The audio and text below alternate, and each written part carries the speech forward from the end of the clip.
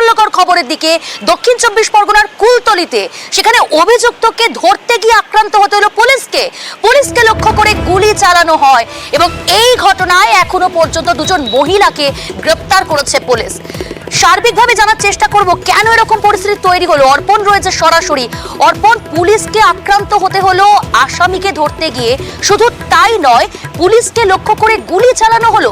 কে বা কারা গুলি চালালো এখনো পর্যন্ত পুলিশ সূত্রে কি জানতে পারছে এবং যে আসামিকে যে অভিযুক্তকে গ্রেপ্তার করতে গিয়েছিল পুলিশ, ধরতে গিয়েছিল, তার বিরুদ্ধে ঠিক কি অভিযোগ রয়েছে?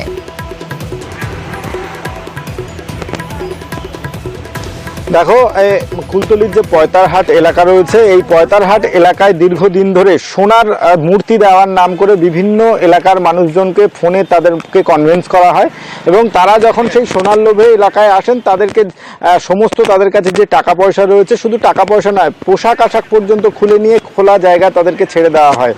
এই অভিযোগ দীর্ঘদিন ধরে আসছিল এবং এখানে স্পেসিফিক কয়েকটা নাম উঠে আসে পুলিশের কাছে। ইতিমধ্যেই এই নকল সোনার মূর্তি দেওয়ার নাম করে একাধিক ব্যক্তিকে গ্রেপ্তার করেছে পুলিশ। তারপরেও একাধিক অভিযোগ আসতে শুরু করে। এরপরেই পুলিশ পয়তারহাট এলাকায় অভিযানে যান আজ সকালে এবং সেখানে গিয়ে সাদ্দাম সর্দার নামে এক ব্যক্তির বাড়িতে যান, তাকে ধরে ফেলেন এবং সেই সময় এলাকার মানুষজন তারা এসে জোরপূর্বক সেই অভিযুক্তকে পুলিশের হাত থেকে ছিনিয়ে নেন। পুলিশ প্রতিরোধ শুরু করলেই অভিযোগ, যে পুলিশ সূত্রে যতদূর জানা যাচ্ছে, যে এই যে অভিযোগ সাদ্দাম সর্দার, তার পরিবারের এক সদস্য, তার ভাই পুলিশকে লক্ষ্য করে গুলি চালান। এমতো অবস্থায় কোনো ক্রমে পুলিশ সেখান থেকে সরে আসেন, এলাকা ছেড়ে দেন এবং পরবর্তীকালে দুজনকে আটক করা হয়েছে, দুই মহিলাকে আটক করেছে পুলিশ। এবং এই ঘটনার সঙ্গে যারা যারা জড়িত, ইতিমধ্যেই যে এলাকার যে ঘটনা, সেই ঘটনার ভিডিওগ্রাফি করা হয়েছিল পুলিশের তরফ থেকে। সেই ভিডিওগ্রাফি আগামী সময় আপডেট দেব তোমার কাছ থেকে। পুলিশ সুপার পলাশ চন্দ্র ঢালি, তার প্রতিক্রিয়া আমরা পেয়েছি। কি জানিয়েছেন তিনি এই ঘটনার প্রসঙ্গে, শোনাবো আপনাদের।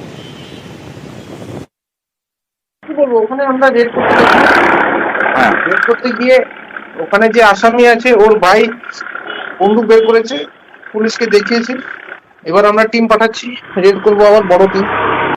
কোনো আহত হয়েছে পুলিশ? কোনো না, কোনো আহত হয়নি। ক রাউন্ড গুলি চালিয়েছে ওটাও এখন জানা যাচ্ছে না। প্রতিদিন খবরের শিরোনামে জয়ন্ত সিং, আরিয়াদহের ত্রাস এই জয়ন্ত সিং। প্রতিদিন তার কুকীর্তি প্রকাশ্যে আসছে, আর আজ এলো তার কুকীর্তি। এবার শ্রমিক সংগঠনের অফিস দখল করার অভিযোগ। কোথায় জানেন? বেলঘড়িয়া রথতলা মোড়ে, সেখানেই শ্রমিক সংগঠনের অফিস দখল করার অভিযোগ জয়ন্ত সিং এর বিরুদ্ধে। সুবীর রয়েছে আমাদের সঙ্গে। সুবীর, প্রতিদিন তার কুকীর্তি প্রকাশ্যে আসছে, খবরের শিরোনামে থাকছে আরিয়াদহের ত্রাস। আজকে এলো নতুন করে তার বিরুদ্ধে যে অভিযোগ, দখলদারির অভিযোগ না শ্রমিক সংগঠনের অফিস, সেই অফিস দখলের অভিযোগ। পুরসভার তরফ থেকে কি বলা হচ্ছে, কি অভিযোগ সামনে আসছে এখনো পর্যন্ত?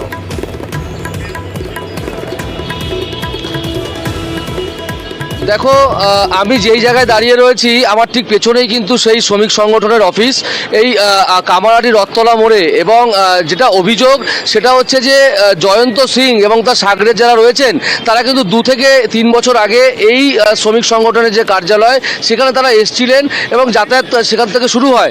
তারপরেই কিন্তু এই শ্রমিক সংগঠনের যে কার্যালয় তারা দখল করে বলে অভিযোগ।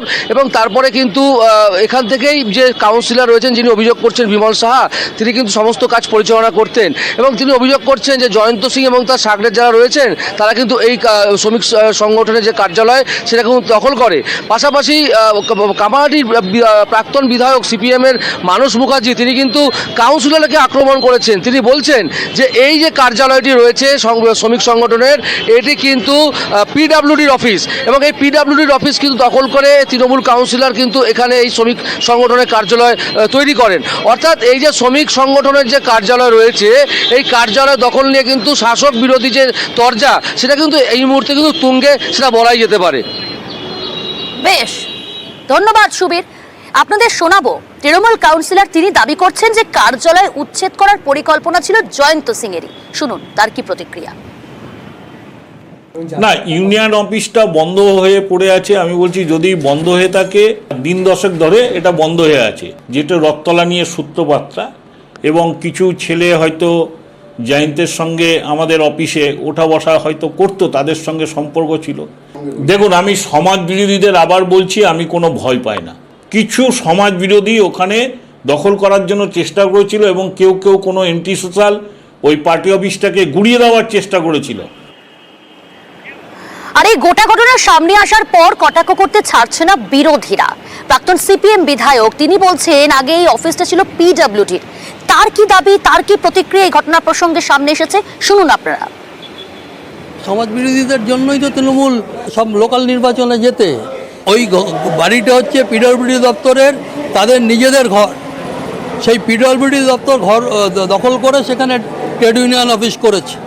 এই নৈতিক দায়িত্ব তো স্বীকার করতে হবে। আর এর সঙ্গে এটাও তো বলতে হবে, প্রায় 1 বছর 1.5 বছর মানুষ কাউকে খুঁজে পায়নি কাউন্সিলর হিসেবে, তখন কোথায় ছিলেন?